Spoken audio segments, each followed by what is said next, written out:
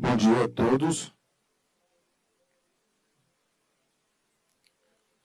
É um prazer e uma tristeza estar aqui neste momento. O prazer por poder participar desse magnífico congresso e uma tristeza porque é o último dia, tudo que é bom acaba. Essa é a parte ruim. Mas a gente pode imaginar também que estaremos todos vivos no ano que vem e de volta nos encontraremos aqui. Eu gostaria de parabenizar os organizadores do evento, sobretudo o ministro Douglas, do Tribunal Superior do Trabalho, que me convidou, amigo de velha data e sempre um grande estudioso. Hoje nós vamos falar sobre questões controvertidas do trabalho no campo.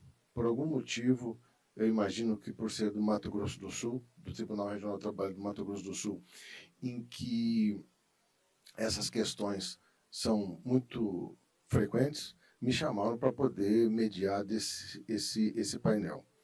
Eu gostaria de falar muito mais coisas do que eu vou falar, mas infelizmente ou felizmente, nós temos 5 expositores. Me colocaram no painel com o maior número de pessoas. Significa que isso vai me fazer falar menos para que eu possa permitir que os senhores falem, ouçam mais os extraordinários expositores de hoje. A primeira exposição vai ser feita pelo Dr. Vitor Miguel Aires, engenheiro agrônomo pela Universidade de Brasília, UNB, mestrando em agronegócios pelo UNB e está concluindo o MBA em Economia e Gestão em Relações Governamentais pela Fundação Getúlio Vargas. Vamos todos receber e ouvir o professor Vitor Miguel Aires.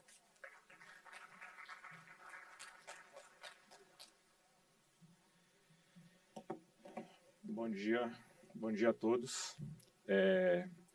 Um engenheiro agrônomo aqui, né, gente, no meio de tantos juristas, estudantes de direito, e eu acho que foi uma intenção bacana e ousada do evento, né, que meu objetivo aqui, pessoal, é trazer uma perspectiva econômica, social e agronômica diferente do agro, que eu acho que a integração, né, a interdisciplinaridade, eu acho que é o foco para o sucesso.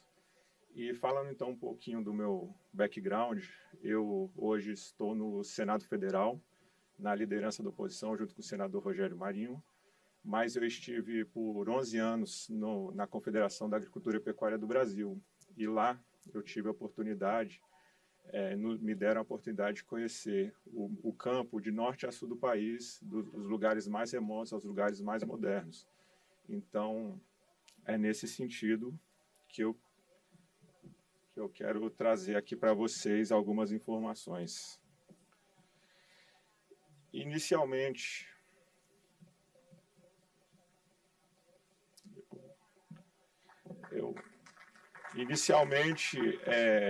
a gente tem que lembrar que o mundo cresce, a população mundial cresce de forma exponencial, e a gente vai ter que ter um ganho de 40% na produção de alimentos. Isso soma-se também à questão da produção de energia limpa, bioenergia, produção de algodão para a fabricação de roupas, e por aí vai. Mas essa produção, a resposta que a agropecuária mundial vai ter que dar a essa necessidade mundial não vai vir pela expansão das nossas áreas, das nossas fronteiras agrícolas, ok? Ela virá do ganho de produtividade. E aqui eu trago um gráfico que demonstra ao longo, né, de praticamente 50 anos o crescimento da área, que basicamente somente dobrou nesses 50 anos, enquanto a produção aumentou quase 600%, certo? Então, a gente vê um ganho enorme de produtividade. E que significa esse ganho enorme de produtividade? Tecnologia, nada mais do que isso, né? O meu objetivo aqui é trazer um pouco dessa evolução tecnológica, que, obviamente, muda as relações do trabalho. Antes, eu também, da gente trazer um pouco das profissões do futuro do agro, eu queria trazer alguns contextos que, às vezes, na minha opinião, são um pouco esquecidos. A questão inicial é a economia das commodities. Aqui nesse gráfico eu esqueci, depois eu vi que eu esqueci de botar a unidade, mas a gente está falando em bilhões de reais, tá certo? Mas aqui o que eu estou trazendo para vocês é que os 10 produtos principais do ranking brasileiro da agropecuária corresponde a 86% da nossa produção, e isso são commodities. E o que são commodities? São produtos de mesmo padrão. E não commodity é um produto que não existe um valor agregado somado a ele, tá certo? Então, quem estabelece o preço, quem estabelece as coisas é o mercado, Bolsa de Chicago, Bolsa de Nova York para soft commodities. Então, a briga aqui, o que eu quero trazer é que a busca é por eficiência, redução de custos. Custos de produção, quanto menores, maiores serão as margens dos produtores rurais, maiores serão as margens do setor.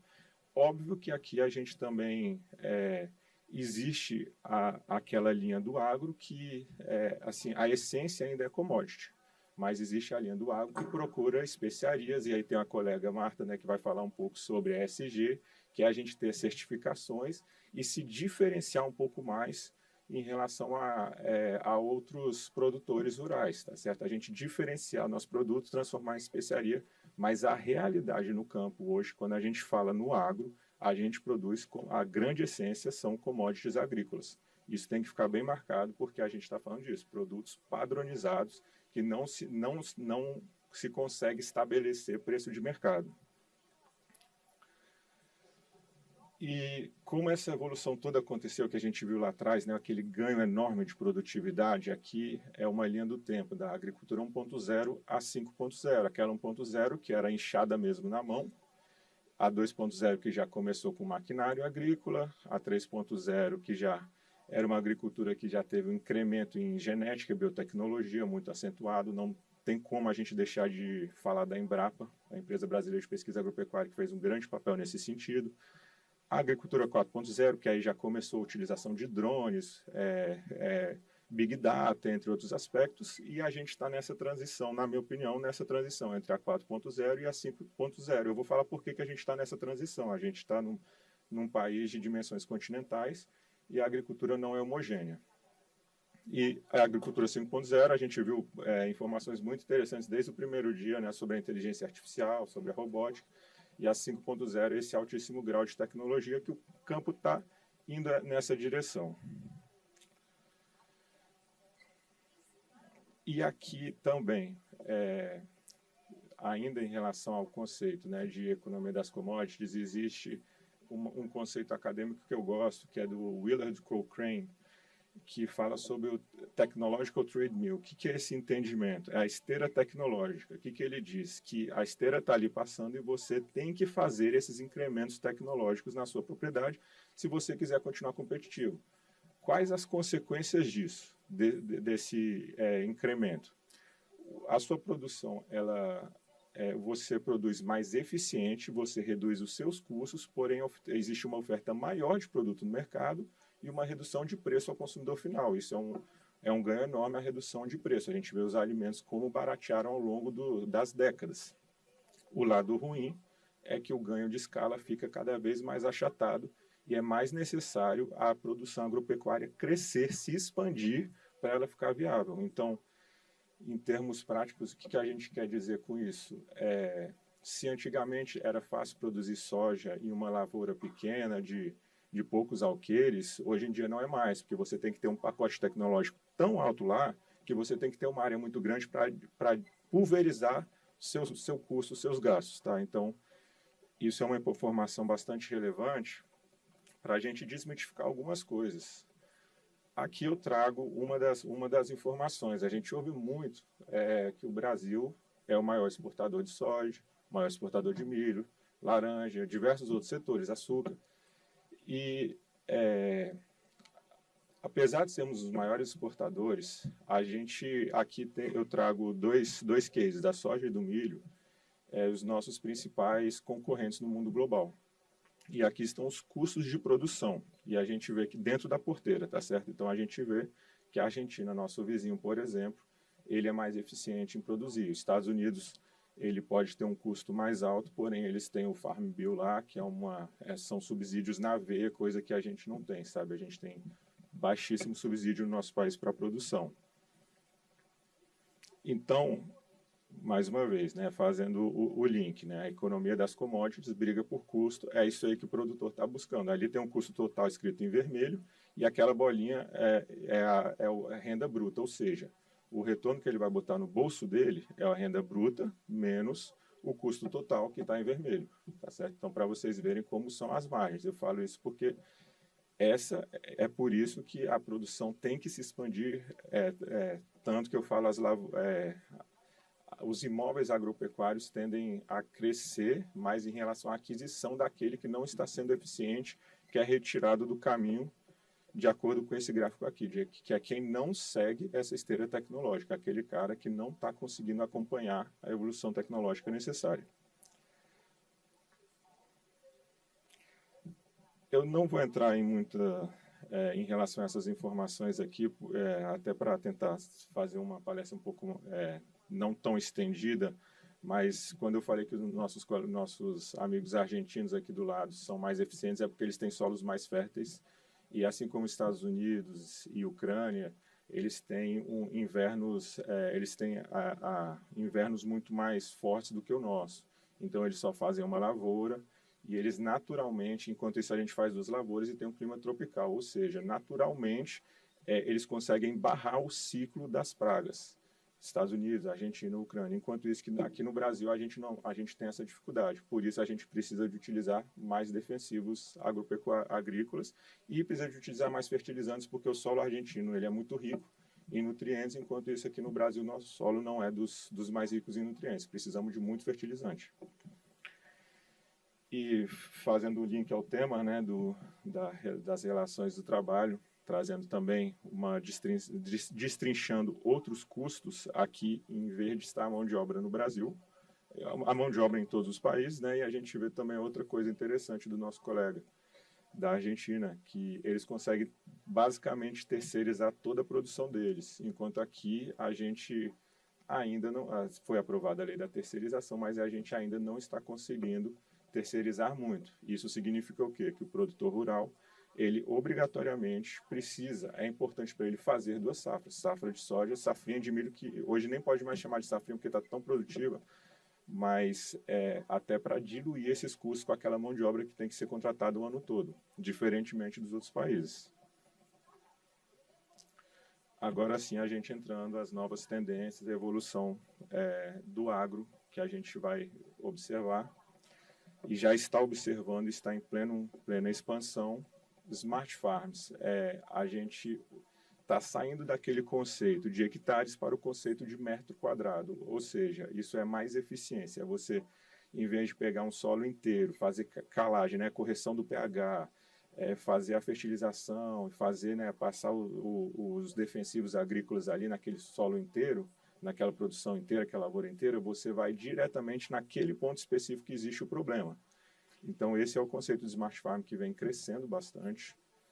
A digitalização, né, que é a utilização de gestão da propriedade por aplicativo, maior número de informações, contratos digitais estão crescendo no setor. Genética e nanotecnologia também a gente está vendo mais e mais investimentos, a gente está vendo plantas que existem investimentos para ela responder melhor ao estresse hídrico, ou seja, menor utilização de recursos, plantas mais resistentes a pragas, até plantas mesmo para corresponder a certos sabores na mesa do consumidor. A agricultura regenerativa e os bioinsumos, que basicamente é a melhor compreensão do solo, melhor utilização do solo, para que ele responda melhor às necessidades das plantas e assim, mais uma vez, redução de custo, aumento da eficiência, alimentos mais baratos. E os bioinsumos, recentemente ali no Congresso Nacional foi aprovado no Senado, está na Câmara dos Deputados, a regulamentação já se usa em plena expansão, já se usa bastante, a gente só está trabalhando a regulamentação, mas significa utilizar os agentes biológicos, que são uma série, né, de seres vivos para cuidar das plantas, seja no ataque de uma praga, seja na inoculação da soja para utilizar menos fertilizante e por aí vai. Então também vem crescendo bastante essas tendências. E aí que, na minha opinião, pode morar o calcanhar de Aquiles no Brasil, a conectividade marketplace. A gente viu aqui muitos palestrantes, o pessoal falando da plataformização, mas no meio rural, no campo, a internet ainda é muito precária. em 2017, a gente teve o último censo agropecuário que demonstrou que 70 e poucos por cento dos produtores rurais não têm acesso à internet, muitos deles não têm acesso à internet de qualidade. Então, hoje, eu acho que isso já mudou muito. Eu acho que a gente não está mais nesses 70%, porque está em plena expansão o aumento da conectividade no campo, mas mesmo assim ainda está precário. E isso, em relação a todas as tecnologias que eu falei, isso é um dificultador. E marketplace é essa facilidade, né, de ligar o vendedor ao comprador, a utilização de entregas por aplicativos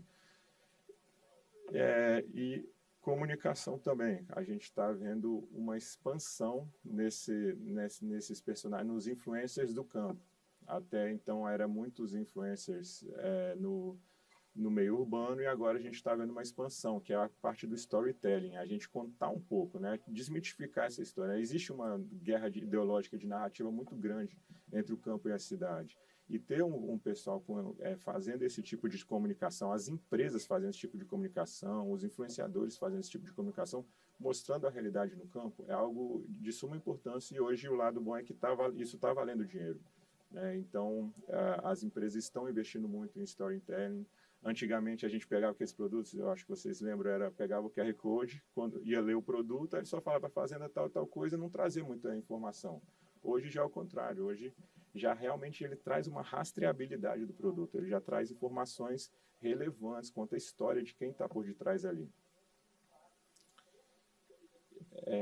E algo muito, eu trouxe esse case de rastreabilidade e transparência, que é essa vontade de entender de como foi feito o produto, por quem foi feito o produto, onde foi feito o produto. Esse aqui é um case muito interessante de tecnologia de blockchain, utilizada pelo Walmart, para conseguir fazer a rastreabilidade das mangas. E eles conseguiram, então, com a utilização dessa tecnologia, inteligência artificial, blockchain, eles conseguiram diminuir de 7 dias para 2,2 segundos toda a história que está por detrás daquela manga. Ou seja, qualquer problema ao longo de uma cadeia produtiva fica mais fácil de você identificar o problema e mais fácil de corrigir. Mais uma vez, ganho de eficiência e redução de custo. E trazendo uma notícia que apareceu na Exame recente sobre o agro virou a bola da vez, né? Depois que tantos e tantos semestres e trimestres a gente vê o PIB brasileiro, o agro sempre sustentando, né? Todo mundo de olho no agro, e o agro ele está correspondendo. A gente viu pós-pandemia as big techs demitindo em massa seus profissionais, e muitos desses profissionais estão sendo procurados pelo agro. E aí eu trouxe algumas informações das carreiras, né, que é o agricultor urbano, operador de drones, entre outros. Aqui, basicamente, eu vou fazer uma provocação em relação a uma agenda que é muito falada, né? O tema de ESG, a agenda ESG, ela é muito, muito abordada. Porém, a gente tem que observar, a gente tem que ver saber como fazer ESG. Recentemente, nesse mês ainda, saiu essa notícia no Wall Street Journal, demonstrando que despencaram os investimentos em ESG dos fundos que investiam em produção limpa, né, em projetos sustentáveis. E um bocado disso é por causa de regulamentações muito rigorosas, juros muito altos e muitas vezes apropriação de parte da agenda política, se apropriando dessa agenda ESG nas empresas. Mas a gente vai ter uma fera aqui, a Marta, que vai ser minha sucessora, que vai dar uma aula para a gente como fazer ESG de qualidade e bem feito, tá certo, pessoal? Mas eu acho que é sim, muito importante a gente ficar de olho, porque às vezes é muito bonito para a empresa plantar árvore no final do ano e dizer que é sustentável, mas na hora de investir em projetos limpos e aquilo não dá o retorno financeiro para a empresa, aí mora o problema. Então, o casamento da agenda ESG tem que ter a questão do retorno, né? Do retorno do consumidor sentir aquele diferencial da empresa e aquilo dá um retorno à empresa que ela almeja. Então, finalizando aqui já, né, a gente, tendo esse mundo todo que a gente está vendo de novas profissões, a gente vai ver essa correlação, sabe, muito próxima entre o trabalho no campo e o trabalho ligado ao campo. Então, é algo que eu acho que a gente pode refletir E para não me estender e cumprir o horário, aqui eu vou finalizar e agradecer a todos pela oportunidade.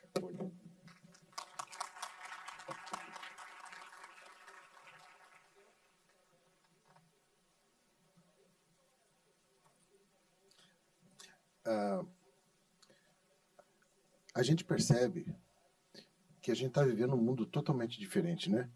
Eu me lembro, eu era criança e havia uma propaganda, acho que da Rede Globo, eu não sei, em que tinha uma musiquinha que dizia onde está o homem que semeia, que cultiva a terra e semeia o pão, alguma coisa assim. E eu lembro que eu tenho um irmão que é 2 anos mais velho que eu, ele é médico, e eu me lembro que cada vez que ele assistia essa propaganda, ele chorava de emoção quando falava do homem do campo. E hoje nós estamos num cenário totalmente disruptivo, porque ouvindo o que o Vitor nos disse, a gente percebe que a evolução que a gente experimenta todos os dias na nossa casa, nas salas das nossas casas, nos nossos escritórios, ela também está no campo. Isso torna esse congresso mais interessante, porque a gente não imaginava que, há um tempo atrás, nós estaríamos num congresso de direito, fazendo ciência de direito, construindo direito, em que uma pessoa de uma outra área viesse e nos acrescentasse tanto. E a gente precisa olhar para o lado e perceber o tamanho da disruptividade da nossa vida diária. Eu nunca imaginei estar num congresso em que 5 pessoas falando ao mesmo tempo e que a gente pudesse escolher a quem ouvir. Bom, o nosso próximo palestrante é a doutora Marta Maria Gomes dos Santos, advogada com MBA de Gestão de Agronegócio pela Fundace USP, assessora jurídica da Socicana, Coplana e Cicobi Pecred, 20 anos de experiência no desenvolvimento sustentável de produtores rurais, período em que participou ativamente na obtenção da certificação Bom Sucro, Top Cana e da comissão de discussão da NR31. Vamos ouvir a doutora Marta.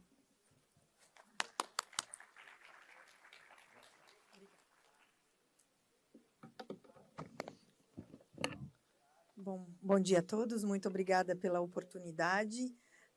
Vou confessar que dá um frio na barriga estar aqui, embora eu seja advogada, a minha área de especialidade não é a área do direito trabalhista, e eu venho aqui contar um pouquinho sobre a nossa experiência de certificação e os desafios que a gente enfrentou desse período com o produtor, né? E diante aí do que o Vitor colocou para a gente,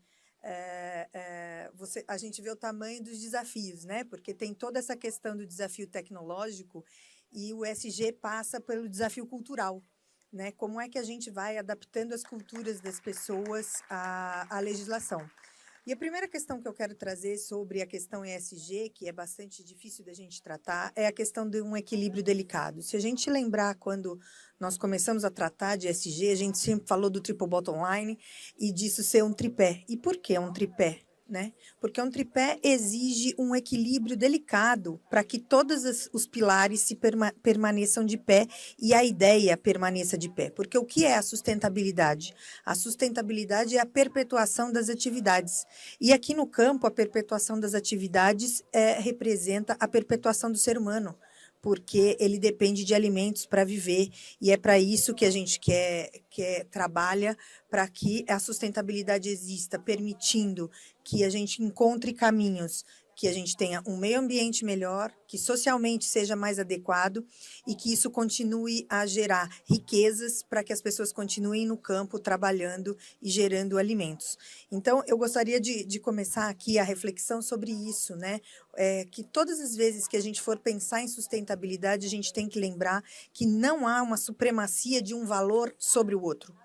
Tem que haver um equilíbrio sempre entre a questão de governança, a questão econômica, a questão ambiental e a questão social, né? E hoje a gente fala de ESG, antigamente não era exatamente essas letras, mas o conceito central continua o mesmo, né? Os desafios que a gente viu assim acerca da sustentabilidade é um grande desejo da sociedade, né? Então esse é um lado positivo. Só que, será que a sociedade realmente dá os valores à sustentabilidade? Quanto que da nossa cultura social as pessoas optam por compras de produtos sustentáveis? A gente vê uma mudança bastante grande, como disse o colega anterior, de você olhar um QR Code, de você entender o que é aquele produto que você está consumindo, mas no âmbito geral isso ainda não acontece de uma forma muito ampla. Além de tudo, a falta de políticas públicas de incentivo e reconhecimento ao desenvolvimento sustentável, né? A política pública, então você vai ter sustentabilidade só pela questão econômica? Não, a questão econômica é o que torna premente as coisas e faz com que a necessidade da sustentabilidade seja ainda maior, e eu olhando a necessidade do meio ambiente, porque se eu não proteger o meio ambiente, se eu não proteger o social, eu não consigo perpetuar a minha atividade em relação a isso. E aí as políticas públicas têm uma importância muito grande, né? Especialmente num desafio tão grande tecnológico, de custos, da gente aumentar a escala e coisas dessa natureza. As políticas públicas são importantes para a gente manter integrados à produção os produtores pequenos, né? Pequenos, médios e grandes. Não queremos ser uma agricultura só de megas produtores, nós queremos ser uma agricultura inclusiva. E aí é esse papel que nós, enquanto associação, e que eu vou aqui relatar para vocês essa experiência que nós tivemos, buscou e teve como objetivo. E a segunda questão é o reconhecimento ao desenvolvimento sustentável. Além da questão cultural, né, que a gente tratou aqui, a gente tem também a questão do reconhecimento de todas as instituições envolvidas, né, as instituições públicas e privadas. Quanto que um esforço de sustentabilidade, quanto que um esforço de você obter uma certificação é reconhecido pela fiscalização, é reconhecido pelo Poder Judiciário, é reconhecido pela sociedade em todos os seus lugares. Tudo isso é bastante importante. E, diante de tudo isso, a gente vê a falta de política pública e de reconhecimento e um arcabouço jurídico complexo, que eu não preciso dizer isso, nós passamos aqui 2 dias e 3 dias falando de segurança jurídica, e uma segurança jurídica, a insegurança jurídica que nasce da dificuldade de a gente interpretar e definir padrões. Como é que você cria processos de certificação em prol da sustentabilidade com dúvidas acerca dos padrões e das orientações a serem trazidas? E a insegurança jurídica traz bastante, gera essa dúvida e esse atraso na evolução do desenvolvimento sustentável. E aí, dentro do nosso processo de certificação, que a certificação é uma ferramenta de sustentabilidade, né? Ela não é a sustentabilidade em si, é só uma ferramenta. E aí as discussões que a gente tem os agricultores não têm um reconhecimento direto, como eu já disse, né? Não tem no preço, não tem nas melhores condições comerciais, não tem no custo direto, não tem das instituições públicas, e os produtores pararam de dar valor aos programas. Então, nós tínhamos que criar um incentivo para que os produtores viessem e tivessem vontade de aderir às boas práticas. Bom, e tudo isso é criação de valor, né? Promover a sustentabilidade da agricultura e criar valor e reconhecimento. O reconhecimento é um valor importante dentro dessa aplicação das boas práticas de sustentabilidade, né? E como é que a gente criou o valor, né? A gente cria valor trabalhando na comercialização dos créditos, trabalhando no reconhecimento, que essa é o maior trabalho que nós temos aqui. Dentro da questão trabalhista, a gente tem aí, como trouxe o colega, a questão da terceirização, quanto que a terceirização vai ser expandida no campo, quanto não, como nós vamos tratar os problemas em relação quando a gente tem problemas com uma determinada empresa e o produtor dentro dessa responsabilidade, quais são as orientações das melhores práticas do que ele deve fazer para evitar que ele tenha responsabilidade sobre isso.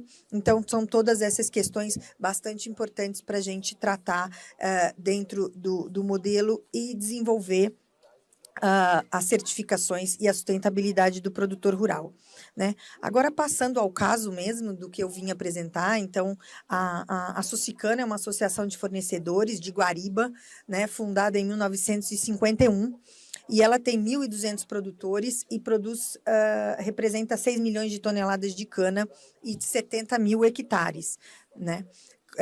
Sobre essa aqui eu vou pular por causa do excesso de pouco tempo, né? Na estratificação, isso é importante a gente dizer quem a gente está trabalhando por quem, né? Dentro disso, a gente tem de pequenos, com até 75 hectares, 22% dessas 6 milhões de toneladas de cana. De médios, até 350 hectares, a gente tem 28,4%. E maiores que 350, nós temos 49,5% da cana.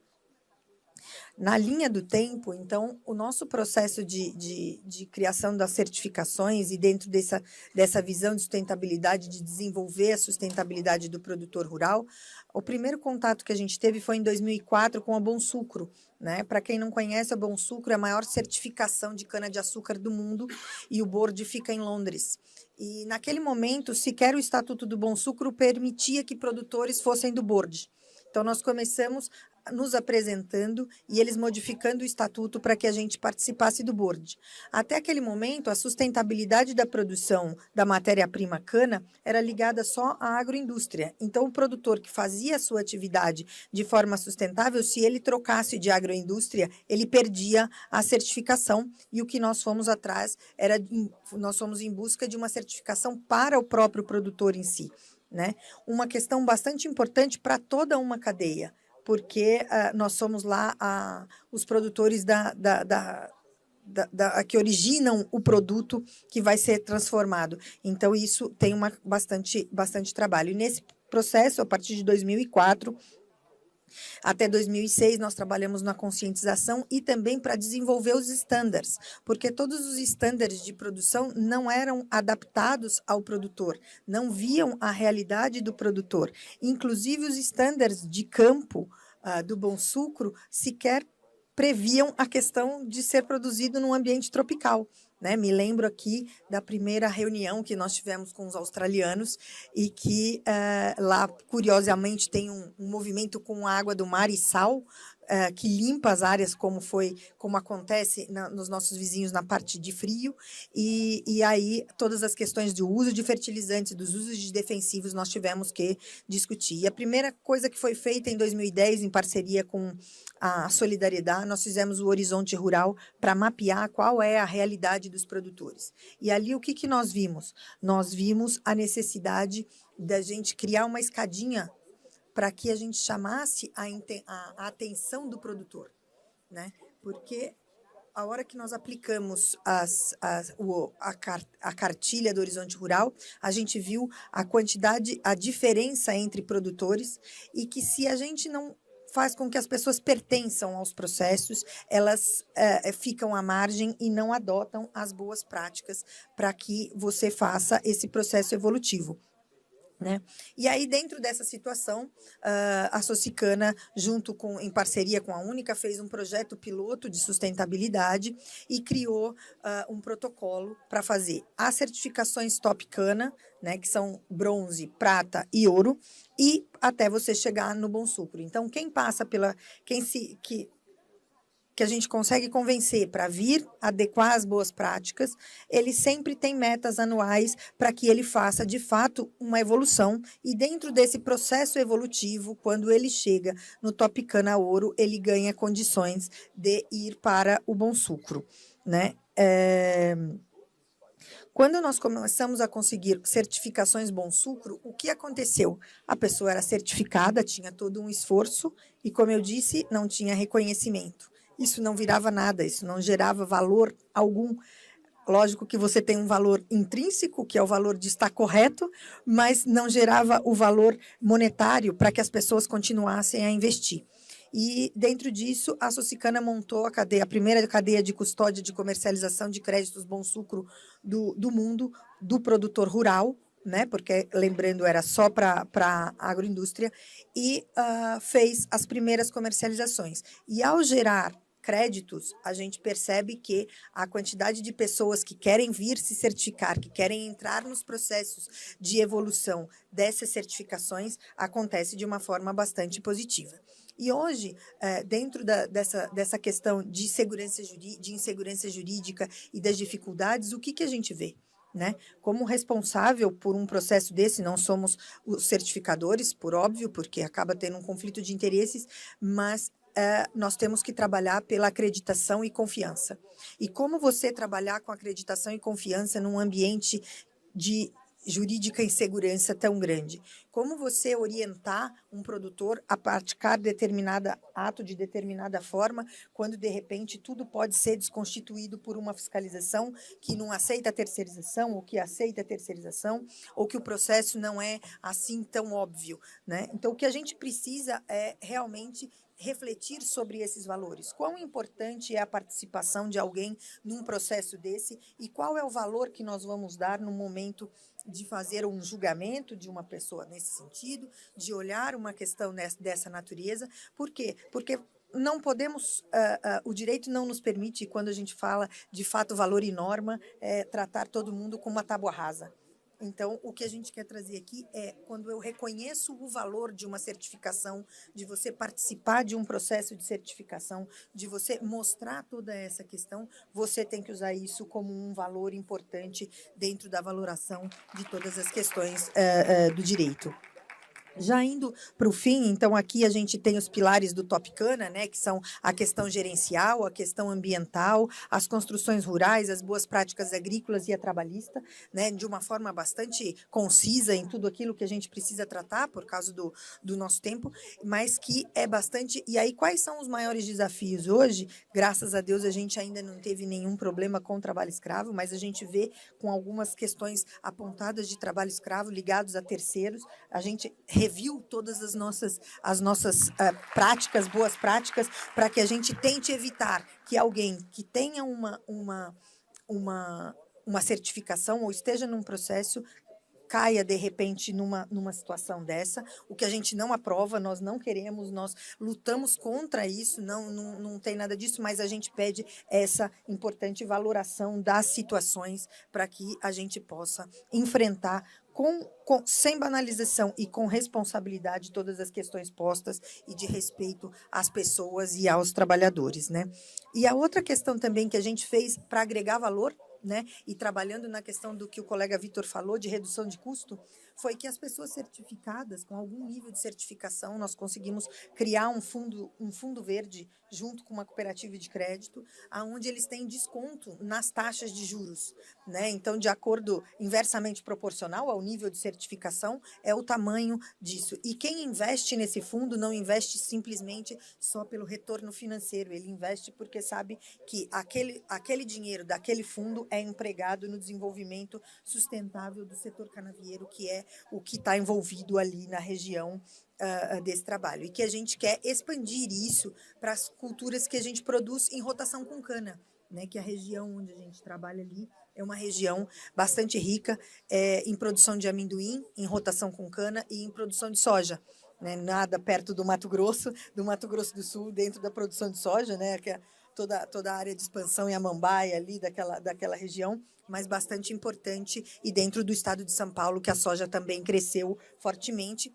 E, propriamente, nessa região onde a gente tem, está a capital brasileira, a capital paulista do amendoim, produzindo amendoim, e dentro também da questão da sustentabilidade junto com a cana-de-açúcar, porque quando você faz essa rotação de cultura, você tem uma distribuição de renda maior para aqueles que fazem a cultura do amendoim em rotação com a cana, você tem uma melhoria de solo, então você usa menos fertilizantes industriais e você usa mais, aproveita a nitrogenação que a soja e que as leguminosas trazem ao campo. E você também usa melhor todo o seu aparato de trabalhadores, o que... em alguns casos, você diminui a necessidade de terceirização e de contratação de mão de obra, especialmente só nos momentos de plantio, né? Essa certificação foi feita em grupo, então é a Socicana que é certificada, o grupo que ela apresenta para certificação, como uma forma da gente viabilizar as questões de custos, porque custos dentro desse processo é uma questão bastante importante, e porque o custo maior, além do produtor estar fazendo todas as boas práticas, são das certificadoras, né? E você deve usar as melhores certificadoras por uma questão de acreditação e de confiança. Isso aqui é o que está acontecendo, né, em termos de pessoas e de volume de cana-de-açúcar, que a gente tem conseguido melhorar as certificações e fazer as evoluções. Então, a gente vê assim que a gente está num caminho bastante ascendente e buscando essa questão de forma bastante efetiva. Então, eu vou aqui agradecer, o meu tempo está acabando, e a reflexão que eu gostaria de deixar é isso, né? Quanto que cada um de nós reconhece os esforços do produtor rural de cada dia estar evoluindo e quanto que a gente contribui para que ele evolua e consiga enfrentar, produzindo com toda a tecnologia envolvida e continue ficando no campo, porque o campo precisa ser desenvolvido para que a gente continue a ter alimentos, empregos e, no Brasil, acima de tudo, divisas para enfrentar os nossos outros desafios. Muito obrigada.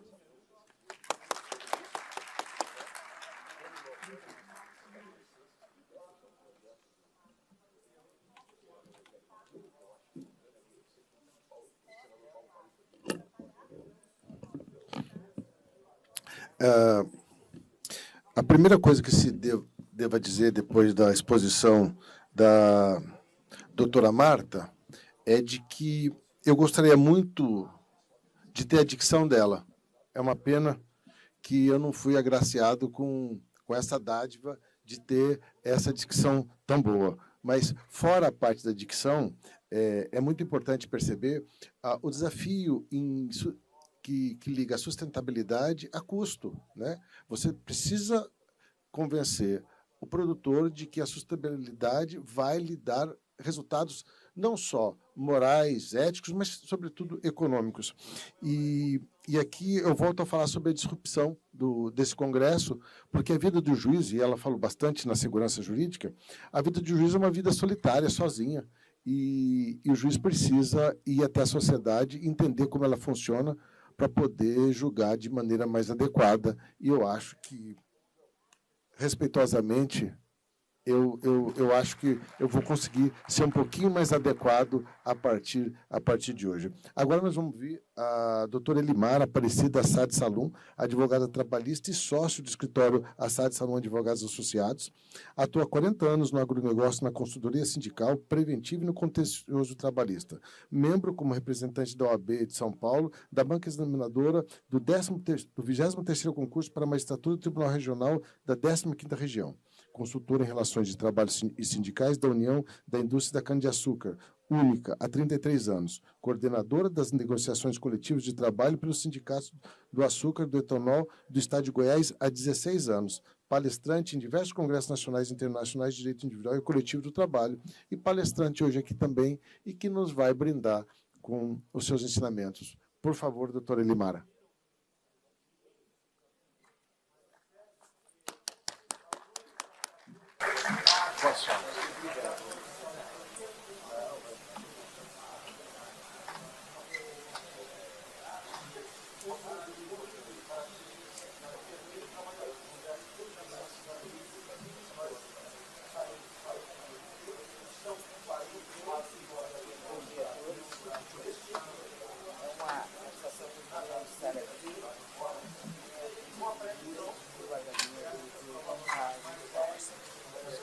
João Marcelo, cumprimento um dos mais painelistas. Digo que é uma satisfação muito grande estar aqui. Cumprimentando também os organizadores desse congresso, o ministro Douglas, em nome deles, todos aqueles que, de uma maneira ou de outra, contribuíram para este congresso. Muito bem. Vou falar um pouquinho de segurança jurídica, de relações de trabalho no campo, questões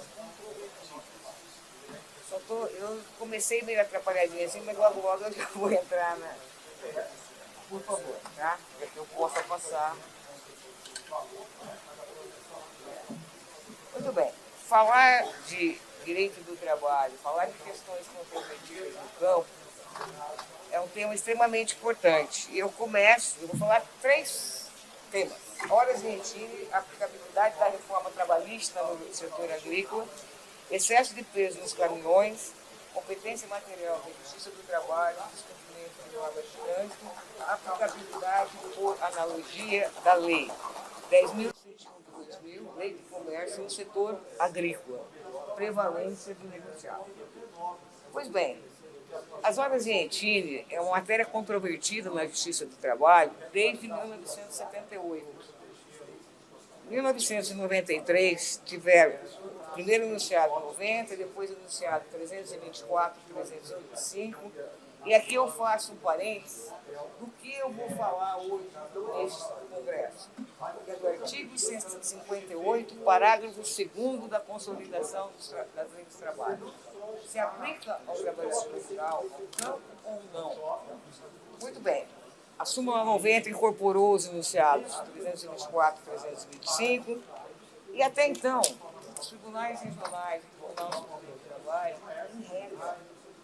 em regra, eles aplicavam o artigo 58 da CLT para os trabalhadores rurais, ou seja, os empregadores rurais tinham que pagar as horas de retiro com base neste artigo. Muito bem. O TST passou a aceitar a pré-fixação dessas horas de retiro. No segundo momento, essa pré-fixação era aceita desde que tivesse uma razoabilidade. E veio a reforma trabalhista. Reforma trabalhista de 2017, que alterou este artigo 58, parágrafo 2º. Foi um momento mais difícil como profissional, a partir de todo esse tempo trabalhando no agronegócio. Naquela época eu tinha trabalho infantil, tá? Só para lembrar, como consultora de um setor grande, grandes agregadores, e agora? O que fazer? Porque essas horas de retiro, elas acabavam ajudando o trabalhador na sua remuneração mensal e tudo mais. Então, nós orientamos no sentido de que as empresas fizessem uma troca, uma verba indenizatória e a negociação coletiva. Isso os grandes empregadores, a sua grande maioria fez. Outros pequenos empregadores integraram no contrato de trabalho, fizeram, enfim, todos tiveram as suas orientações, mas com a certeza de que o artigo 58, parágrafo 2º, que já não exigia mais esse pagamento, não era mais tempo, em condução fornecida pelo empregador, só faço esse registro, nós não tínhamos mais. Então, essa matéria controvertida, parece que ela estava resolvida.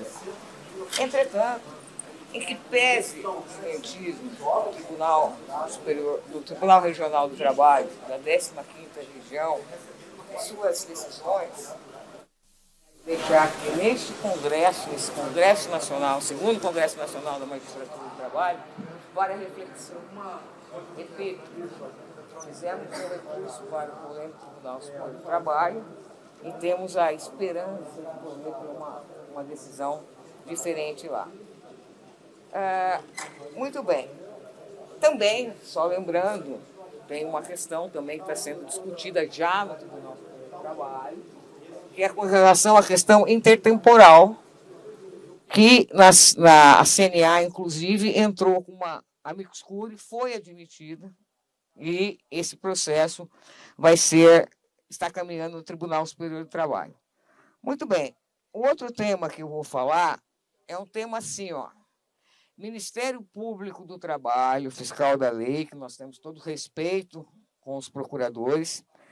Mas é assim, ó, as ações civis públicas interpostas pelo Ministério Público do Trabalho que visam suposto descumprimento de norma de trânsito foge ao escopo da competência da Justiça do Trabalho em razão da matéria, aplicação das normas de trânsito, independente dos motoristas serem empregados, terceirizados, autônomos ou fornecedores de matéria-prima, cuja relação é regida pela legislação civil, contrato de compra e venda. Por que eu trago esse tema? porque esse tema ele é muito importante para o agronegócio. Ele está centralizado em alguns estados, ainda espero que não esteja no Brasil como um todo, mas ele é um tema muito importante. E o argumento do Ministério Público do Trabalho e da competência é o artigo 114 da Constituição Federal, e dos empregadores na sua defesa é com base na súmula 736 do Supremo, que diz que a competência da Justiça do Trabalho ela depende do descumprimento das causas trabalhistas. Eu não estou lendo porque está bem o relógio, bem ali na frente, ali, então eu estou... Tá? Então, diz assim, ó, segundo o entendimento jurisprudencial do STF, consubstanciado na súmula 736, é da Justiça do Trabalho a competência para julgar as ações que tenham como causa de pedir o descumprimento de normas trabalhistas relativas à segurança, higiene e saúde dos trabalhadores. A causa de pedir, neste caso, é pedido com critérios defensores da competência da matéria. E a matéria é legislação de trânsito, é peso dos caminhões. Então, é outro tema que eu trago aqui para reflexão. Desculpe se eu, né? Que eu trago aqui para reflexão. Aí a gente tem também uma outra coisa que é importante dizer, porque agora é mais difícil para eu olhar, porque eu tenho que olhar lá em cima, mas vamos lá, é a competência material da Justiça do Trabalho, descumprimento da norma de trânsito. O STJ tem o tema repetitivo 1104, questão submetida a julgamento, definir a possibilidade da imposição de tutela mínima, bem como responsabilização civil por danos materiais e morais coletivos causados pelo tráfico com excesso de peso em rodovias. Os processos estão suspensos. Esse processo era para ter sido julgado no dia 22, foi retirado de pauta para pedido de vista. Muito bem. E aqui eu trago algumas jurisprudências no sentido da competência. Então, o entendimento, quando o Justiça do Trabalho entende que é competente, é com base no artigo 114 da Constituição Federal. E quando a Justiça do Trabalho entende que não há competência da Justiça do Trabalho, eu tenho um trecho pequeno aqui que eu gostaria de ler.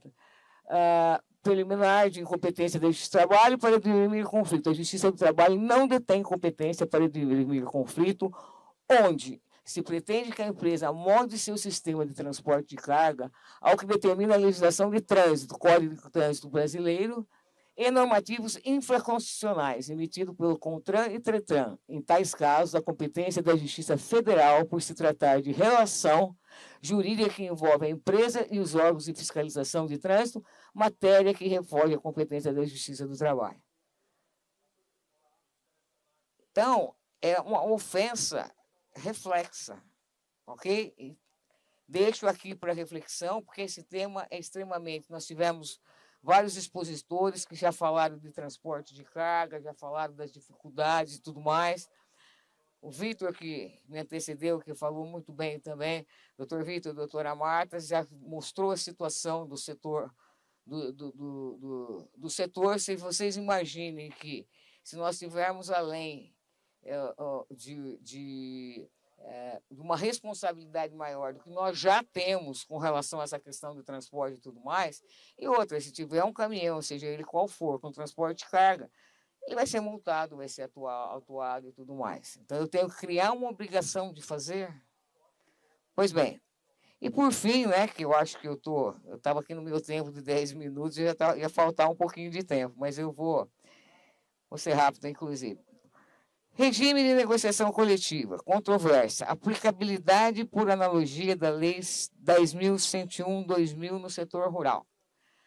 É certo que no campo, na agroindústria, em razão das suas especificidades e tudo mais, é muito importante a jornada de 5x1.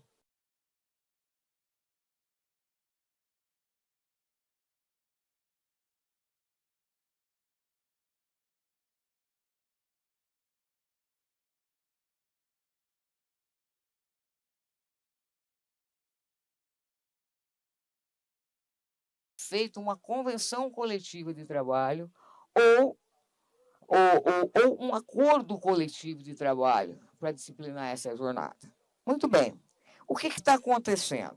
E nós temos a lei do trabalho aos domingos, que é no comércio, que dentro do mês tem que ser dada a folga semanal. Ou seja, dentro dos 4 domingos do mês, tem que ser dada essa folga. Então, no regime de 5x1, a folga no domingo a cada 7 semanas, estipulada na norma corrigida, inclusive nós temos o tema 1046, que vamos falar sobre ele aqui neste congresso. Muito bem.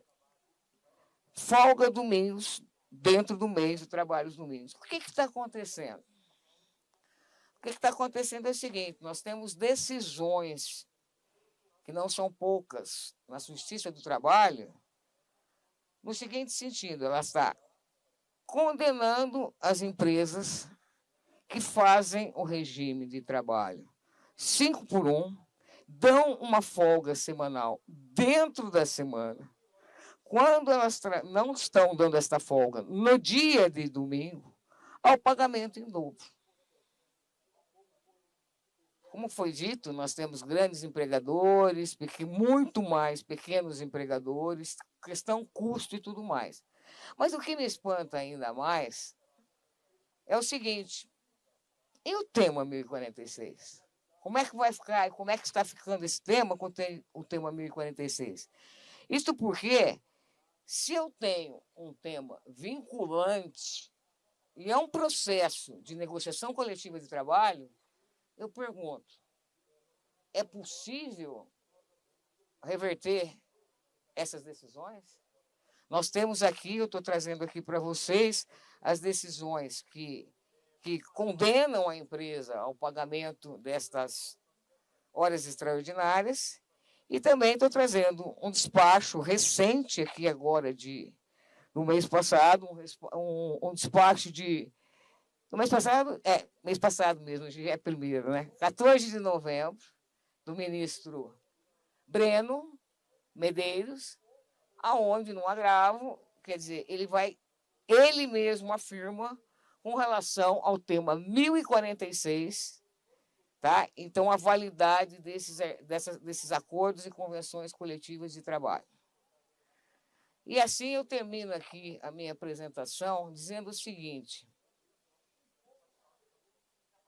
nós temos uma reforma trabalhista há 6 anos, praticamente. 6 anos. 6 anos após o início da vigência, eu continuo falando de um tema controvertido desde 1978. O setor rural, com todos os seus compromissos, com o seu número de empregados, está numa insegurança jurídica violenta, e eu não sei responder se não aplica nada da reforma. Porque, na medida que tem um decreto hoje, que já diz que não tiver choque com a lei 5889/73, você aplica a CLT subsidiária, que já tem subsidiariamente, como já tem tudo, mas eu confesso aqui com bastante humildade o seguinte, que eu espero, eu não sei, tenho dúvidas, isso é muito temerário para os empregadores rurais, e eu espero que, com uma reflexão, evidentemente, que já deve estar sendo feito pelos operadores do direito e tudo mais, a gente possa ultrapassar essa fase de insegurança jurídica, que só assim a gente consegue uma evolução maior nas relações capital-trabalho, inclusive acima da lei, porque passamos a ter uma credibilidade junto aos empregadores quando nos posicionamos sobre algum tema, para pelo menos dar-lhes um pouquinho de segurança. Caso contrário, eu acho que fica muito difícil essa evolução. Era o que eu tinha a dizer, e eu vou dizer uma coisa que eu deveria ter dito no começo, é que eu comecei e fiquei meio perdida aqui. Eu quero agradecer, acima de tudo, a Deus dessa oportunidade de estar aqui com vocês, com todos vocês. Muito obrigada. Era isso que eu tinha a dizer.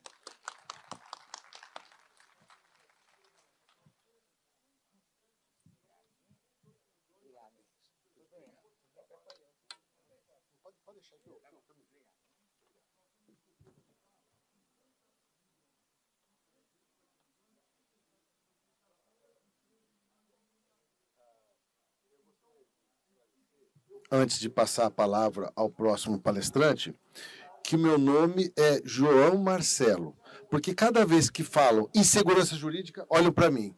Então, assim, se alguém imaginar que meu nome é insegurança jurídica, por favor, meu nome não é insegurança jurídica, muito embora eu tenha sido mencionado como se fosse.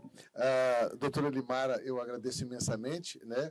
A doutora Elimara, ela pareceu muito um personagem que nós conhecemos bastante, que é o Abelardo Barbosa, que diz que não vim para explicar nada, eu vim para confundir. De fato, são questões absolutamente difíceis, né? Nós estamos com problemas na nossa jurisprudência e eu entendo quando se diz que há insegurança jurídica. A teoria do direito ela tem tentado responder de uma forma mais veemente, estabelecendo um mecanismo de interpretação que permita que as decisões não sejam tão discrepantes, né?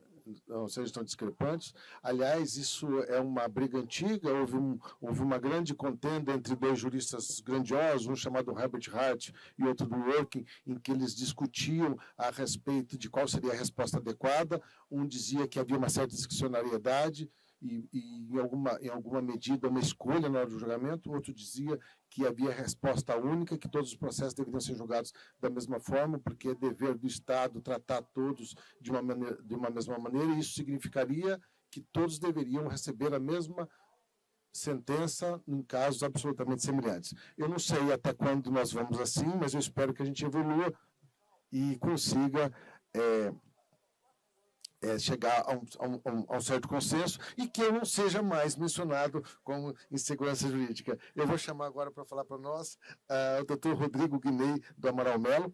Ele é advogado, pós-graduado em Direito do Trabalho e Processo do Trabalho pela Universidade Cândido Mendes, pós-graduado em Direito Previdenciário pela Universidade Cândido Mendes, professor das disciplinas Administração de Cargos, Salários e Benefícios, Direito do Trabalho e Legislação Social e Segurança e Saúde Ocupacional na Faculdade CNA e coordenador trabalhista na Comissão Nacional de Relações do Trabalho e Previdência da CNA.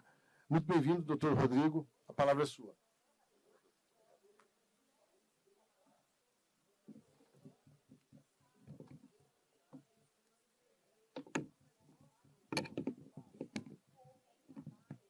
Bom dia a todos. É um prazer estar aqui falando com vocês. Quero começar agradecendo a oportunidade de poder conversar com um público tão de alto nível, de magistrados, estudantes e meus colegas advogados. Quero também cumprimentar o desembargador João Marcelo. Prometo que quando eu for falar de insegurança jurídica eu não vou olhar para o senhor, vou falar só lá para frente.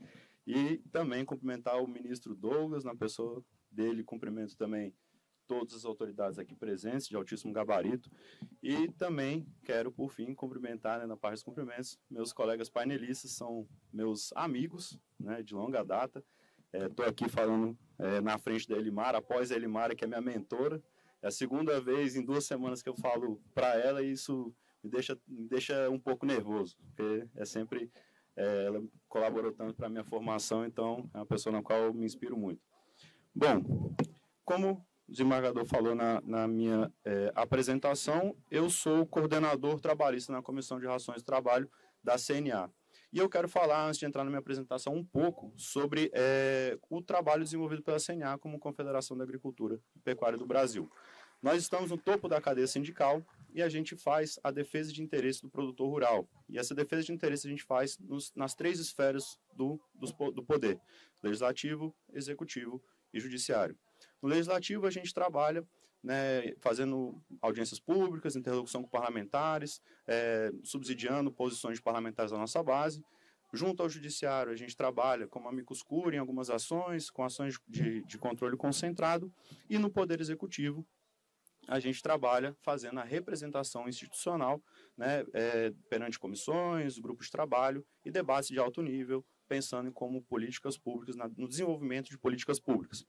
E, né, eu estou fazendo essa introdução para falar para vocês que uma dessas representações que nós fazemos é na CTPP, que é a Comissão Tripartite Paritária Permanente, que ela fica, né, lotada, vamos falar assim, dentro da Secretaria de Inspeção do Trabalho, e é hoje a comissão responsável por elaborar as normas regulamentadoras do trabalho, que é uma delegação, né, da CLT para o ministro, a qual passa para essa comissão que desde a década de 90 possui uma composição tripartite paritária, né? É uma delegação para o ministro, e o ministro, em atenção à Convenção 144 da OIT, ele criou-se essa comissão, onde tem, né, representantes dos empregadores, dos trabalhadores do governo, de forma paritária. Estamos lá, né, como empregadores a CNA, agricultura, o transporte, comércio, indústria, saúde. Temos, né, todos os setores da economia representados, assim como, né, até o colega Patá aqui do lado tem representante lá, o GT, CUT.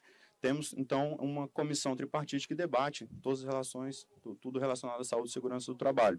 E a gente trabalha sempre dentro dessa comissão em busca do consenso, né? Claro que nem sempre a gente vai acordar em tudo, mas quando a gente encontra o consenso fica mais fácil. Quando não temos o consenso, cabe ao governo arbitrar, por ser, né, uma delegação de poder ao ministro, cabendo a ele, né, sempre a palavra final. Então, quis fazer essa introdução para a gente entrar na NR31. Né? A NR31, ela hoje, né, a norma regulamentadora que trata da saúde e segurança na agricultura, pecuária, silvicultura, exploração florestal e agricultura, e ela tem previsão no artigo 13 da Lei 5889, que é a lei que regulamenta, né, regula o trabalho rural. E por que eu trago aqui a previsão dentro do artigo 13 da 5889? Porque no passado, a gente tinha as normas regulamentadoras rurais, que eram 6. Elas eram apartadas das urbanas, vamos falar assim. E aí, em 2005, num processo, né, dentro da CTPP, com participação tripartite, foram reunidas essas 6 NRRs, que agora virou NR31, entrando dentro, né, vamos falar assim, da numeração das outras normas regulamentadoras, virando a NR31. E isso, né, eu estou trazendo aqui porque, vocês vão entender mais à frente, trouxe durante um tempo um problema para nós. E hoje, né, nós temos 38 NRs, né, da 1 a 38, sendo 37 vigentes, porque a NR2 foi revogada. E aí, por que eu falei dessa questão de ter sido unificada? Nesse primeiro processo não teve, né, nessa primeira constituição da NR31 não teve o consenso integral. Porque muitos itens ficaram abertos, foram arbitrados pelo governo e não foram da melhor forma aplicados ao rural. Então, dado a isso, a gente passou aí, né, mais ou menos 14 anos, né, 2005 e 2019, com a vigência dessa norma, que não, ela trazia muitos pontos de melhoria. E aí, em 2019, a gente fez esse processo de revisão integral da NR31, onde a gente alcançou um consenso integral, a gente tentou buscar mais segurança jurídica, não insegurança, segurança jurídica, e mexendo no campo de aplicação dela. Porque quando a gente saiu das NRRs para a NR31, a gente via muito os auditores fiscais do trabalho, o judiciário, aplicando outras normas regulamentadoras ao rural que não tinham sido pensadas para o rural, não seguiam, né, conheciam ou eram pensadas nas peculiaridades rurais e eram aplicadas para o meio rural. E tanto assim que em 2019, quando a gente começou o processo de revisão, o item que a gente mais sofria alteração no meio rural, que não era da NR31, era PCMSO e PPRA, que é o Programa de Controle Médico de Saúde Ocupacional, e o Programa de Prevenção de Riscos Ambientais, que era NR7 e NR9. Os auditores fiscais do trabalho aplicavam no rural NR7 e NR9, a justiça aplicava e exigia do produtor rural ter um documento que não era obrigação dele, porque não estava na NR31. Então, nesse processo de revisão, buscando mais segurança jurídica, a gente botou no campo de aplicação a previsão de que aplica-se ao rural somente a NR31 e as NRs a quais ela faz remissão lá dentro, buscando, novamente, mais segurança jurídica e facilitando a vida para o produtor, que ele sabe que ele olhando a NR31, né, ele vai ter lá tudo o que ele precisa para seguir na propriedade dele, facilita também para a auditoria fiscal do trabalho, facilita para o judiciário, facilita para todo mundo. Então, no processo de revisão, em busca da segurança jurídica, nós trouxemos isso no campo de aplicação. Tá, e quais são as NRs que têm remissão na NR31? Trouxe aqui elas, né? O anexo 2 da NR1, que fala sobre treinamentos, NR3 e NR28, que são normas administrativas, que falam de embargo, interdição e penalidades, NR6, que fala de equipamento de proteção individual. Os anexos da NR7 e NR9, eu gosto sempre de grifar anexos, salientar anexos, e não NR7 e NR9, por quê? Os anexos da NR7 trazem as medidas de controle de saúde ocupacional em atenção ao risco. Os anexos da NR9, as medidas de prevenção em atenção ao risco. Mas a gente não atrai para o rural a obrigatoriedade do PCMSO, por exemplo, ou na NR9 das medidas de prevenção do meio urbano. O anexo 11 da NR12 são máquinas e implementos agrícolas, NR13 e NR20, que são caldeiras vasos sob pressão, inflamáveis e combustíveis, que são normas que serão aplicadas nas situações específicas, ou quando você tiver um posto de combustível dentro da propriedade, quando você tiver uma caldeira ali em atividades muito específicas, e a NR15 e a NR16, que são insalubridade e periculosidade, são normas transversais. Então, essas NRs somente são aplicadas ao rural. As demais, a gente não aplica nem por analogia, porque a NR31, naquilo que ela não regulamentou, foi intencional, então, né, tem que ser sempre observado o intuito normatizador. Quis fazer essa introdução da NR31 e para trazer para vocês, né, o cerne da controvérsia, que é iniciando-se pelo PGR-TR. Né, como eu falei, antigamente a gente tinha o PGS-SMATR, que era o Programa de Gerenciamento de Saúde e Segurança no Meio Ambiente e Trabalho Rural, que ele cumpriu o papel do PPRA e o PCMSO. Por isso que eu falei para vocês que tinha uma aplicação indevida da NR7 e NR9 no meio rural, que levava a autuações quando a gente tinha nosso próprio programa de gestão. Então, por isso que a gente fez aquela questão, né, trouxe aquela inclusão no campo de aplicação, de aplicar ao rural somente a NR31. E como é que funciona esse PGR-TR? A gente tem lá um inventário de risco, né, vai ser feito um mapeamento de todos os riscos dentro de uma propriedade rural, riscos químicos, físicos, biológicos, de acidente ergonômico.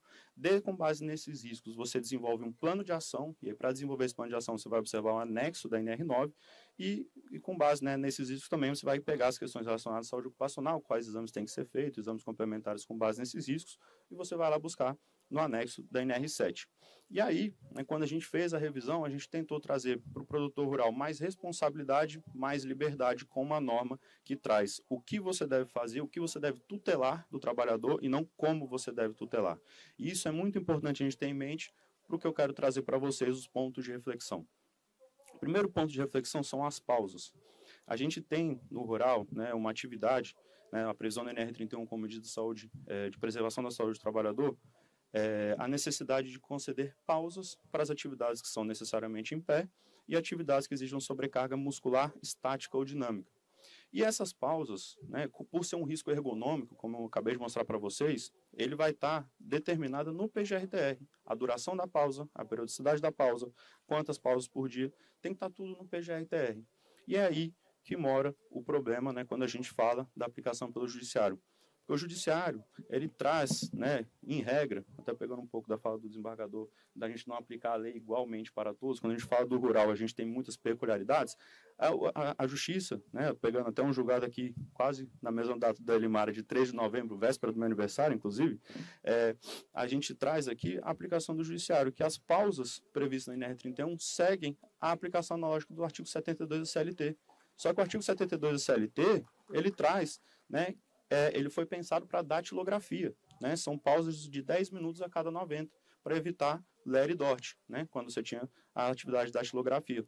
E qual que é a questão? Não só a gente tem uma previsão na NR31 da pausa especificamente no PGR-TR, como a gente tem no artigo 1º da 5889, que as relações de trabalho rural são reguladas por esta lei, 5889, e no que ela não colidir pelas normas da CLT. Ou seja, a CLT é aplicada subsidiariamente. Quando a gente fala da pausa, a gente tem uma previsão do normativo que é previsto pela própria 5889.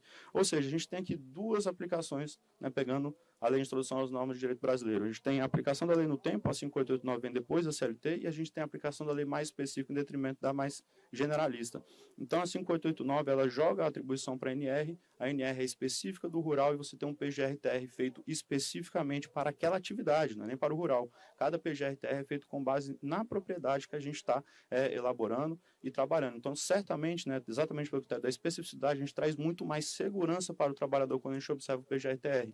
E quando a gente pega essa pausa de 10 minutos a cada 90, nem sempre vai ser a melhor opção para garantir a segurança ao trabalhador. Então, por isso, a gente tem que sempre observar o PGR-TR. Claro que, nas lacunas, não tendo um intervalo, a pausa no PGR-TR, aí, né, o empregador não teve esse cuidado, a justiça pode vir e aí sim aplicar por analogia o artigo 72, mas não em detrimento do PGR-TR.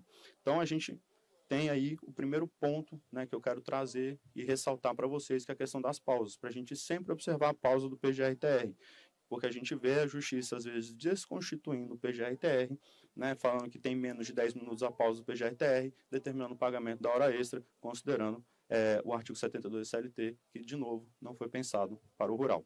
A outra questão que eu quero trazer para vocês é a insalubridade com relação ao calor a céu aberto. A NR15, no anexo 3, ela traz os limites de tolerância para exposição ao calor. Qual que é a questão? A NR15 ela é de 1978 e ela, na época, né, foi feita pensando na melhoria das condições do trabalho, mas ela tem que ser aplicada, sempre deveria ter sido aplicada pensando e levando em consideração um meio ambiente na qual o empregador pode controlar, que é o quê? Ambientes fechados e fontes artificiais de calor. Mas o que a gente vê a Justiça fazendo? Aplicando o NR15 do anexo 3, a insalubridade, para todas as atividades, inclusive a céu aberto. E aí a gente tem um problema que a gente está num país tropical de dimensão continentais. Eu cheguei aqui na quarta-feira, 5 horas da tarde, estava 32 graus. 32 graus na atividade que a gente exerce a advocacia, que é uma atividade sentada, com o movimento das mãos, a gente tem um gasto energético de 126 watts. Com isso, na tabela da NR15, a gente deveria receber adicional de insalubridade acima de 32,1 graus. Ou seja, né, a gente, claro, trabalha em escritório, mas também faz atividade externa. Mas eu vou mudar um pouco da atividade. Aquele corretor imobiliário que você vê na rua, debaixo de uma tenda, vamos pegar aí até, aqui no sul, só numa determinada parte do ano, mas no Nordeste. Aquele corretor imobiliário que está lá sentado, certamente ele tem o direito de receber insalubridade. É algo que está fora do nosso controle, né? E aí, por isso, dada essa interpretação do judiciário, o que fizemos? Em 2019, a gente alterou a NR15 para manifestar a vontade do agente normatizador para ressaltar que a NR15 deve ser aplicada somente para ambientes fechados ou ambientes com fonte de calor artificial. Porque são ambientes que o empregador consegue controlar a temperatura. Então, aí sim, a gente consegue ter uma medida efetiva, né, para controlar a temperatura. Mas ainda assim, mesmo com a alteração em 9 de dezembro de 2019, o judiciário continua, né, principalmente no rural, concedendo a insalubridade para todos os trabalhadores a céu aberto em razão da temperatura. E qual que é a questão? Lembra quando eu falei do PGR-TR, que ele traz mais responsabilidade? Quando a gente vai lá no anexo 3 da NR9, a gente tem medidas efetivas de prevenção ao calor. Quais são? Garantia de reposição hídrica, né, gelada. A gente tem fornecimento de repositor hidroeletrolítico, né, o famoso Gatorade, que são medidas muito mais efetivas para a prevenção do calor. Quando a gente discutiu essa alteração na CTPP, a gente fez um estudo gigante de medir a temperatura interna do trabalhador no exercício das atividades para estudar a melhor medida, a medida mais eficaz para garantir a saúde dele. E qual foi? Não é a pausa de 10 minutos, não é a pausa, é a hidratação. Então, muitas vezes no PGR-TR traz lá uma pausa de 3 minutos para ele beber água, é muito mais efetivo do que a pausa de 10 minutos da datilografia. E aí, né, é a reflexão que eu quero trazer para vocês, até com um pouco com a fala do desembargador. A gente não pode aplicar a lei igual para todos. A gente tem que olhar as peculiaridades de cada atividade, de cada situação. E o rural é cheio de peculiaridades, porque a gente está lá, né, mexendo com intempéries, mexendo com seres vivos, então a gente é cheio de peculiaridades. E aí, né, por isso eu quis trazer essa reflexão para mostrar que a gente tem um instrumento que garante a segurança e a saúde do trabalhador muito mais do que a lei, né, que é o PGR-TR, mas que muitas vezes acaba sendo ignorado, né, deixado de lado pelo judiciário, numa aplicação, né, da lei por igual, como, por exemplo, um artigo 72 da CLT, para garantir uma pausa que nem sempre é a melhor opção para o trabalhador. E aí, por isso, a importância desse painel, desse espaço que foi fornecido para nós, aqui vim falar um pouco do nosso setor, para demonstrar a nossa prática, a nossa vivência diária, né, e as peculiaridades e como a gente tem trabalhado para garantia de segurança no trabalho, para garantia de redução de custos, como o Vitor falou, para a gente estar sempre, né, movimentando o agro, para ele manter sempre pujante e grande representativo do PIB no Brasil. Eram essas considerações que eu queria trazer para vocês. Muito obrigado.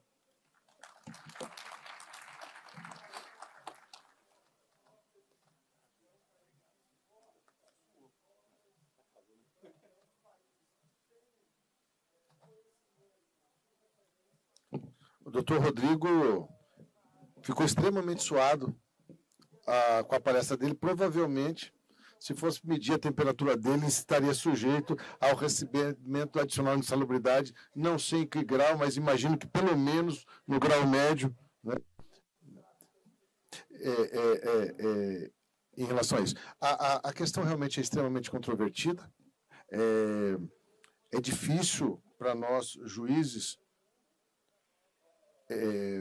julgar certas questões que são muito distantes da nossa realidade, né? Pelo menos o doutor Rodrigo me chamou de segurança jurídica ao invés de insegurança jurídica. Eu já fiquei extremamente grato com a mudança de nome. Parabéns, doutor Rodrigo. Vamos ouvir nossa última palestrante do dia, é a doutora Sandra Silva, da área portuária, especialista em direito de trabalho pela PUC e atuante no setor do agronegócio há 25 anos.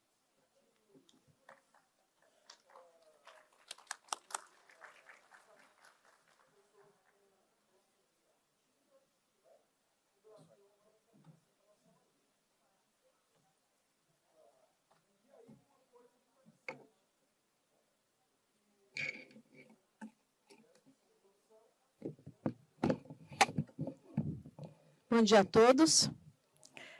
Bom, é um enorme prazer estar aqui nessa segunda edição do Congresso. É a minha primeira vez participando aqui. E eu só posso dizer que eu estou muito grata e estou encantada com esse Congresso. Eu não imaginei que fosse tão representativo e tão, né, tão enorme. Os temas tratados são de alta relevância, eu tenho aprendido muito, né, desde o dia que eu cheguei. Os organizadores, os palestrantes, os participantes estão todos de parabéns. Primeiro, eu gostaria de agradecer e felicitar o ministro Douglas por essa liderança, né, desse evento. É um evento tão... Eu me surpreendi, é grandioso. E também, especialmente, ao desembargador Celso Pio, pela oportunidade e a capacidade dele em reunir e aproximar o judiciário, as empresas e todos os atores aí de diversos segmentos dos negócios. Bom, eu tenho trabalhado como advogada no segmento do agronegócio há 25 anos, mas nos últimos 15 anos eu tenho trabalhado basicamente na área de infraestrutura, especialmente a infraestrutura portuária. E por isso, quando o desembargador Celso me incluiu nesse painel, a exemplo do desembargador, só porque é do Mato Grosso, está no campo, né? Então, eu pensei assim, nossa, como que eu vou fazer, né? Estou tão na infra, estou tão no porto. Então, eu decidi fazer uma fala, né? Traçando um paralelo entre esse momento que a gente vive do agro, tão falado, né? O doutor Vitor fez uma explanação ótima, me ajudou muito, viu, doutor Vitor? Obrigada. E principalmente falando das cadeias da soja, do milho e a relação com o trabalho portuário, que é a ponta final aí do escoamento de toda a logística dessas nossas commodities, né? Então, eu vou falar rapidamente sobre 5 tópicos, né? Então, eu vou falar um pouco da dimensão do agro no Brasil, da estrutura portuária hoje existente para escoamento dos granéis vegetais, a situação atual que enfrentamos nas contratações, nas relações de trabalho, né, no trabalho portuário. Vou falar também de contradições entre o atual entendimento e a necessidade de mudança nas relações de trabalho. Vou falar de segurança jurídica.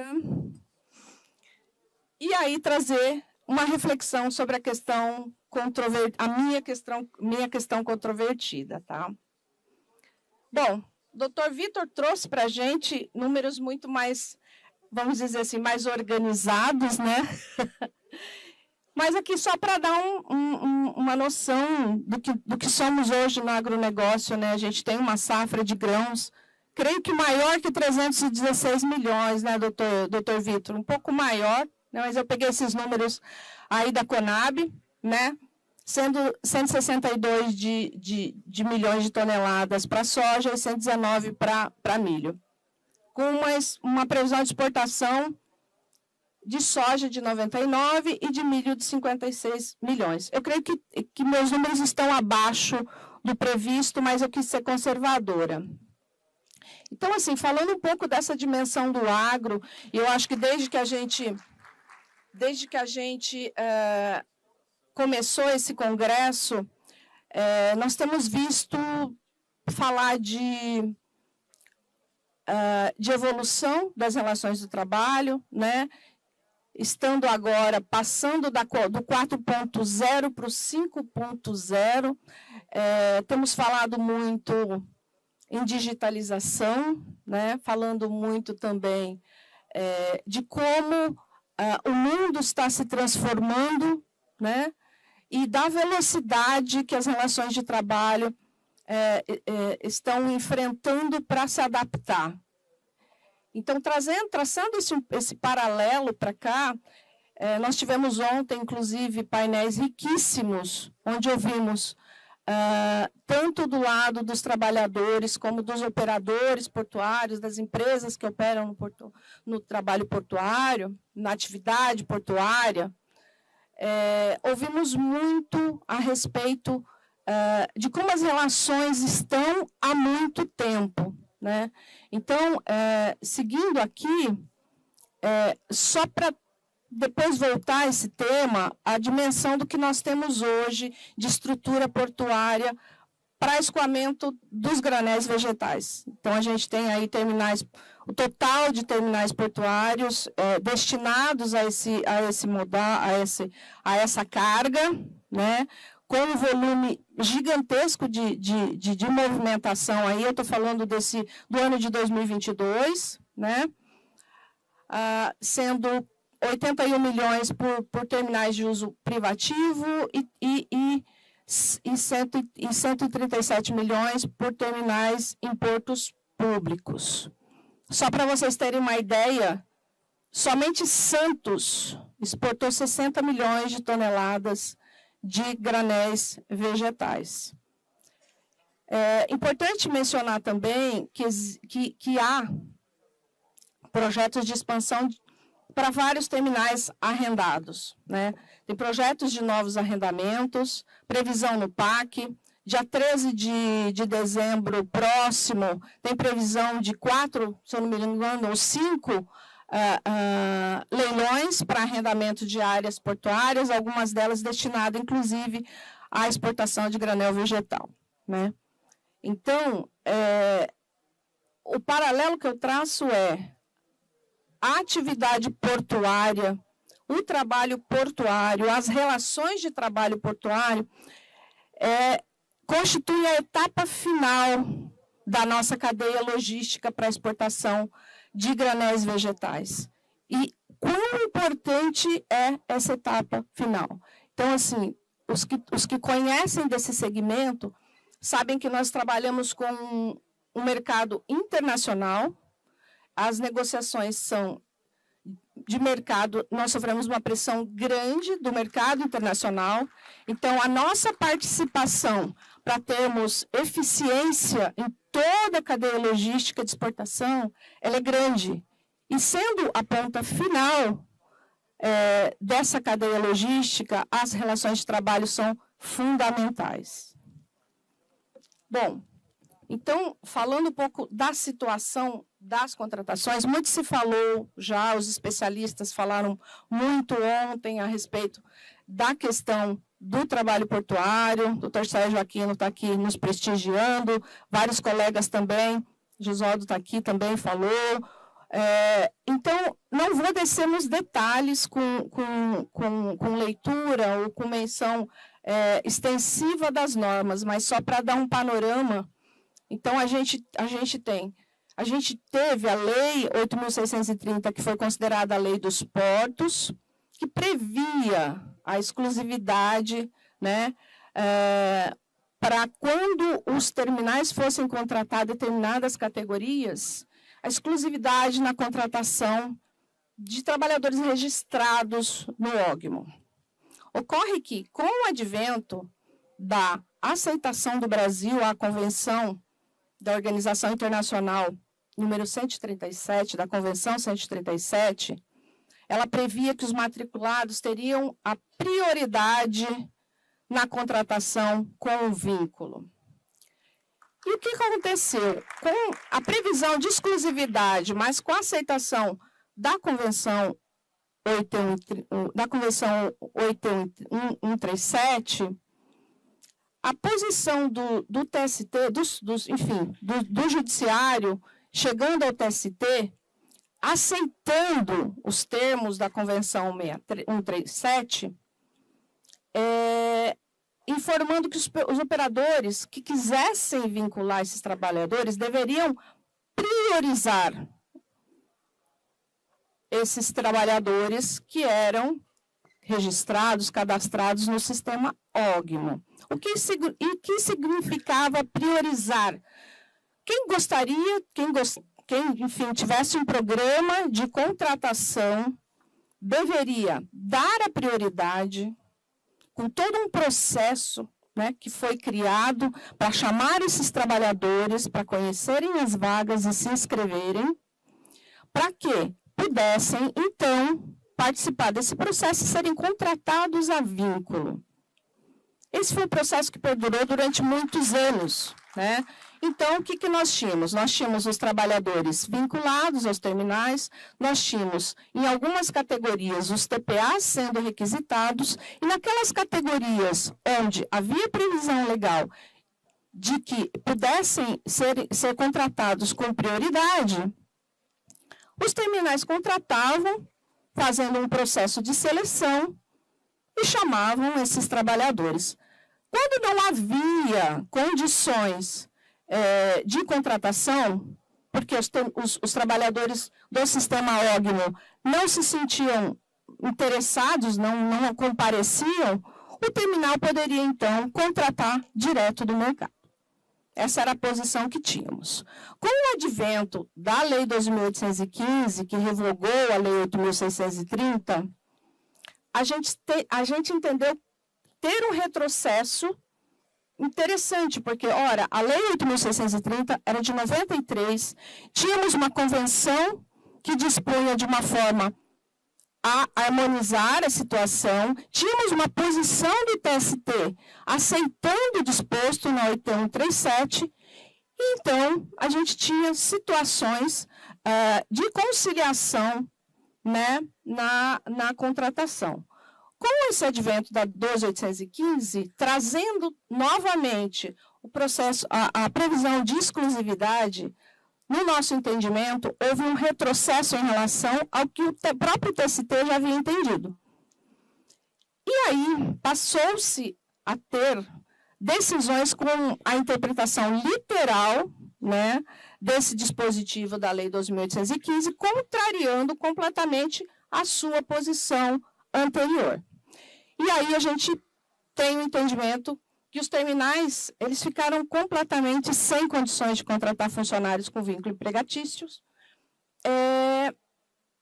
E a gente se vê diante de uma situação. Eu não posso contratar fora do sistema, mas, por outro lado, eu tenho uma população que está cadastrado no OGNO e não tem interesse em se vincular.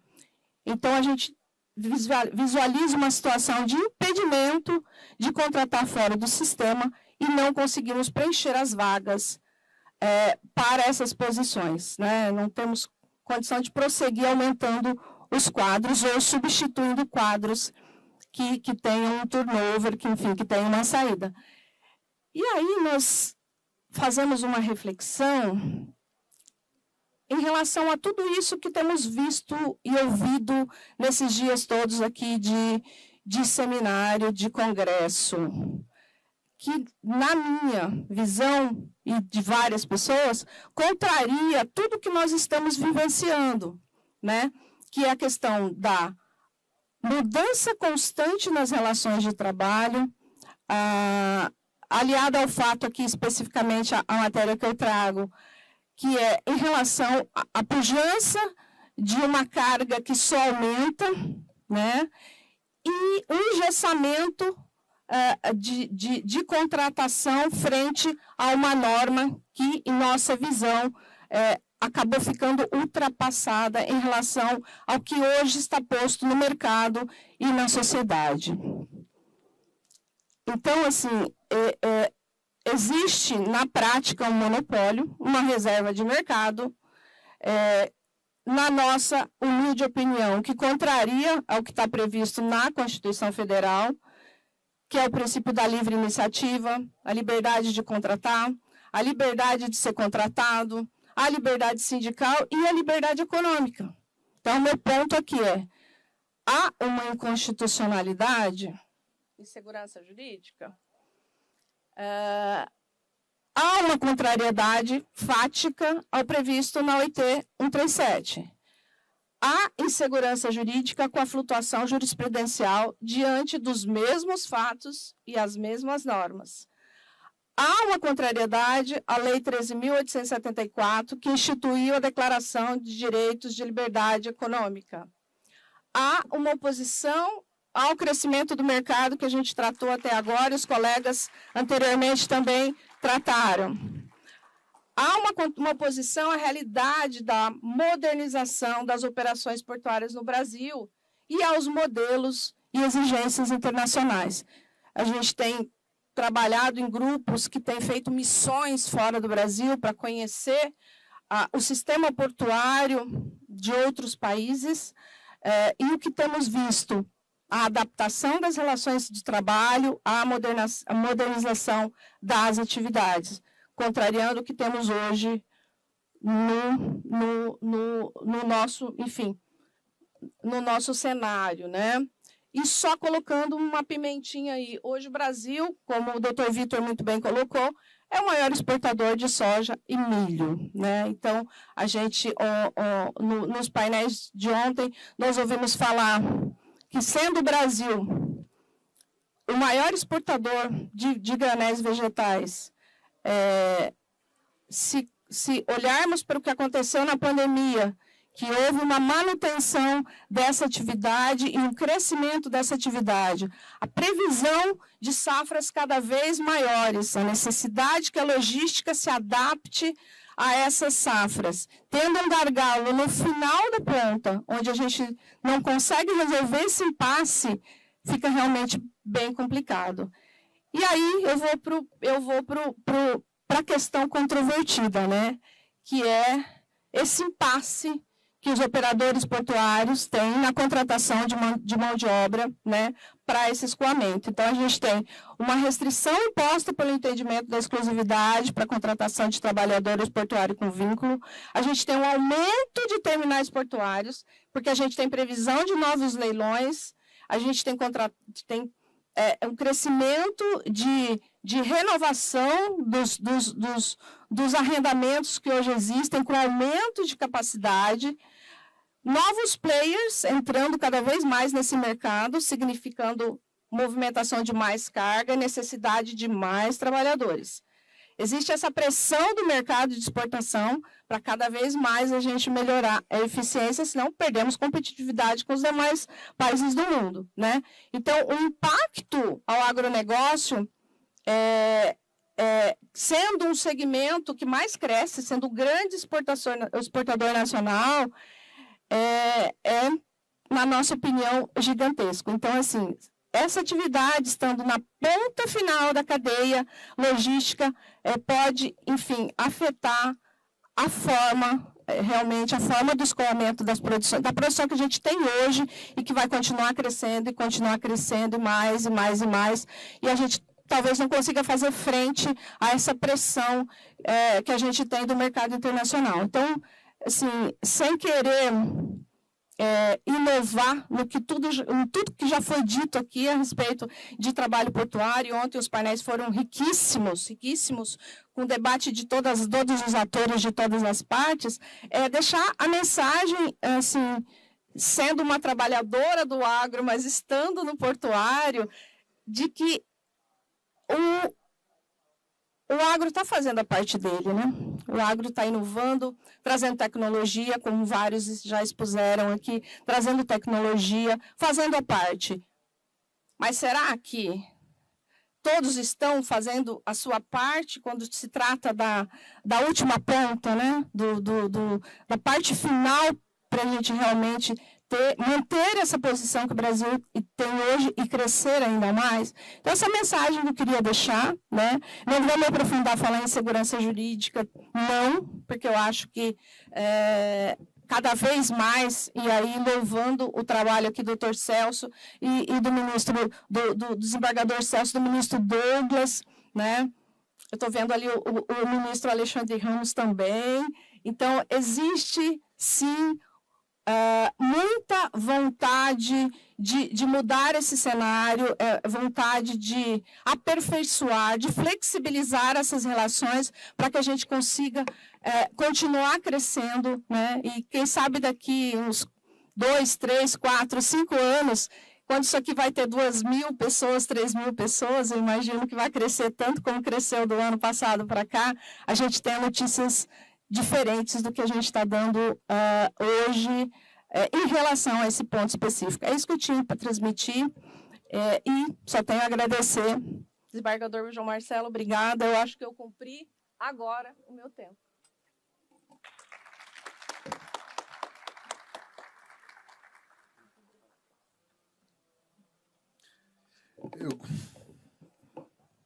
Eu gostaria de agradecer imensamente a última expositora por não ter olhado para mim ao perguntar, será que todos estão fazendo a sua parte? Neste momento, eu fiquei com muito medo de que ela olhasse para mim como se fosse eu aquele que não estivesse fazendo a minha parte. A nossa jornada extraordinária está chegando ao fim. Esse congresso foi extraordinário, disruptivo e distópico. Mas eu preciso contar uma experiência rápida. Eu sou desembargador há um bom tempo e todas as sessões em que eu participo, minha mãe assiste. E ela termina a sessão e sempre fala assim para mim, João, você é o mais sabido de todos. Eu queria dizer para os senhores que eu saio daqui muito mais sabido e vou ligar para minha mãe para explicar isso. E eu tenho certeza que todos aqui também saem muito mais sabidos e podem falar para suas mães a mesma coisa. Muito obrigado. Declaro encerrado nosso painel.